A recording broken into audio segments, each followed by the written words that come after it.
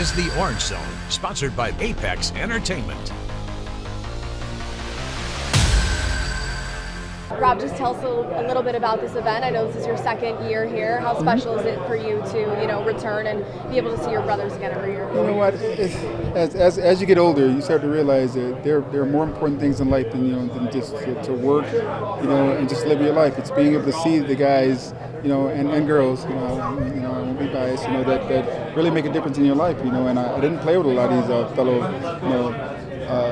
athletic alumni, but they've also inspired me, from Rosie, to Leroy, to Rob Carpenter, and I can go on and on, the list goes on, but be able to come together and play in an event, that benefits, the youth that may not be able to have an opportunity to do what we did, but to also provide for them, and be able to, just show them that through hard work, through dedication, through commitment, you can really accomplish things in your life and have a brotherhood and a family behind you. Everyone talks about, playing in Central America, just how important this community is and how much it comes together, whether it's Baldwinsville or football athletic teams. How have you felt kind of the Central New York community, bond over, this initiative to kind of raise money? You know what, for me it's a little different because I was born and raised in Syracuse, so it's more of a bond, it's more personal to me because, playing all my entire life here, in the city of Syracuse until I got drafted by the Philadelphia Eagles, and I had to leave. I remember that day sitting there crying. I remember my grandmother sitting down before I had to go down to Philadelphia for training camp and telling me, it's like, baby, this city loves you. You'll always be our son. You're always welcome back here. And that just inspired me to be able to go out there and do the things that I did in pro football. But when I was done with pro football, some 15 years later, I said to myself, I can move anywhere in the country. But where did I want to go? I wanted to come back to home. What was home for me? Home was Syracuse, where I get the love of my family, I got the love of the city, I have the love of the community, the people that truly care about me. And what better place than you always have to go back home? One person, we kind of see Fran Brown bring the community a lot closer to the football team as a whole. How have you felt like, that kind of even moves the initiative forward to combine, the Syracuse football team with the community? The first time I had heard about Fran Brown getting a head coaching job, my good friend Jody Lofgren, who's a vice provost of academic affairs at Temple University, Fran was down at Temple, and she told me, it's like, Robert, when you get a chance to meet him, he's a lot like you. And I didn't understand what she meant by that, because is it the bad Robert or is it the good Robert, But I got a chance to meet Fran, and like me, he's dedicated. He grew up in Camden, New York, which is a very, very bad city, and all he wants to do is really develop his city and make his city that much better. It's not just about football with Fran, it's about the community in the city also. And with me here in Syracuse, just going to events like this, different events, not just across the country, but in the city of Syracuse, which I love. He does the same thing, It struck me, wow, where after basketballs and gave me everything, I walk around the stadium and just pick up the trash, because it doesn't matter who I am or what I've accomplished, whether I'm a legend or not. I'm just another part of this community, and if I can do it, the rest of the people can do it, and if they see me do it, they'll do it also. And Fran Brown does the exact same thing. For that, I appreciate him. For that, I love him. For that, I wish him well, and he'll do everything to make this city great, and I love him for that. We spoke at the same event last year, and at that time, Fran had just taken the head coaching role. Now, a year later, what I guess has impressed you most about, his demeanor around the program in 1 year's time? How he still stays tied to the community. It's not just football. I've been around coaches before that just all they concentrate on is just having a better football team. Fran Brown just doesn't want a better football team. He wants a better community for the city of Syracuse. He wants a better atmosphere, a better lifestyle, a better mindset for these young athletes that he's developing also, so they can transfer that on. What he's doing is generational, because he's not just developing 8 great athletes to go out there and play the game of football. He's developing great athletes to go out there and be able to develop a community also, which is people don't understand. It's like, each one teach one.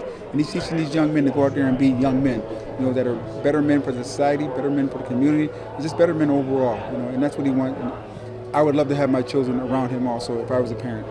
How would you say his relationship with SU football alumni has changed in the last year? It's just, it's an open door policy. It's like, as long as we're open with Fran, as long as we're, as long as we speak to him, as long as we talk to him, he always has his door open. It's not like Dino Babers, where it's like we felt like ostracized and we felt as if we couldn't come and talk to him. Fran's door is always open. We can come talk to him about our problems, and every time in the situation I was dealing with, with my father's murder getting released, he'd always tell me, just call him, talk to him him. And me personally, I don't feel like I never feel like bothering anybody because I don't want to. It's my burden to bear. But I know he always has an open door policy where I can talk to him and just get a lot of things off my chest. And he's just like a father figure. Granted, I'm older, but he'll listen. And it's just like trying maybe not take away the pain or maybe not take away the worries, but he'll sit there and be able to just sit there and talk to you and make you understand that he cares. And as long as somebody cares, you can go far. So he's spoken to you about your father? No, I haven't spoken to him yet. I mean, I'm trying to let him control the city of Syracuse, and I didn't want to put that burden on him. And me personally, I didn't want him to have to worry about me. One more thing for him to worry about, him trying to change not just the world, but change the city of Syracuse. So right now, he knows I'm okay, and he talks to people that I talk to also that knows I'm okay. And if I know I really needed to reach out to him, talk to him, I could easily, because I was never ready with him. That's awesome. Last question for you. How do you kind of see the program changing and developing in his second season? Obviously, it's one of the hardest schedules in the country next year. What are you looking for from Syracuse football? Have you seen his recruiting? Holy smokes. I mean, it's just the staff, that he surrounds himself with, the attitude, the energy. I mean, I went to every spring practice last year and just watched him play. It's a different setting. I sat there and I would tell players that would come up, and I would tell some of my friends across the country, it's like Syracuse has evolved into it's like Coach Mack when I played on steroids. I mean, it really is. It's just those kids respect him so much. And not only does he expect so much out of them on the football field, he expects a lot of them in the community, and how they invest their money and how they treat society, and how they approach life. It's like, life is hard enough as it is, and it's tougher for this generation, with technology and AI, things of that nature. Fran teaches these young men to be young men, be respectful, be cordial, be humble, always work harder than the next person, and just do the right things. I mean, one of my favorite quotes that I always say, that I tell my kids, because I coach at JD also now, is that, at the end of the day, just be a good person. And that's the type of coach Fran is. Fran is just like, at the end of the day, just be a good person. All right, Riley, I'm just interested to talk to you about, as a more recent alumni of the program, how you've seen things shift under Fran Brown. First of all, I would say his attack and his mindset as a coach is something that I can relate to. He has a player's mentality, and he's a player's coach. And being a player myself, I think it's so important to have somebody who not only play the game but understands it and understands the intricacies and the complications of the game, and not only just how he's coaching the guys on the field, but the life lessons and everything he's getting them to grow them into strong men is what you're seeing played out in the field. You played under Dino Babers? Or no? Okay. Doug Marone and Scott Schaefer, mold. Okay. I guess since that time, though, how have you just seen, the culture sort of grow now with Fran taking over? There's been so much made about Babers not wanting alumni around the program so much. How have you seen that kind of shift in a year under Fran? I mean, right away, Fran called and said, hey, man, we got to get you in here and get you around the guys to mentor them, to coach them, to lead them, and also for me to work out there and continuing bettering my career. It's important, especially being from the area and having a guy not only respect former players, but care about their inputs and their knowledge of the game. And, I always thought when I was a younger player that some of the best knowledge and coaching points I ever got were from guys who were still playing or who did previously play. And like I alluded to earlier, having a coach who played either the same position or the same game is so helpful for a young and developing athlete who may not know their true potential or may not see it the way a player will. But the way Fran Brown is running it and the way he's bringing us back along is really encouraging and exciting for me. I know that you don't live around here, so your opportunities are probably... You do? Okay, sorry. You said Tampa still, so I was not sure. I play in Tampa. I live in Syracuse. Okay. Have you had a favorite moment, with Fran around the program since he's been here? Just watching their success last year, I think is something that makes an alumni proud.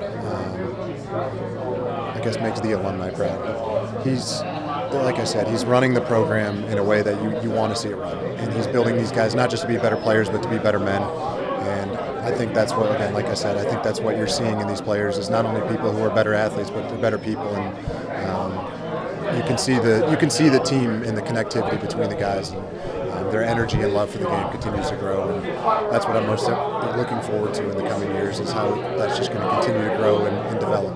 Last question here for you. In year two, obviously a lot's been made about how they have one of the hardest schedules in the country. It's going to be kind of a different ball game. What are you looking for from them this upcoming season?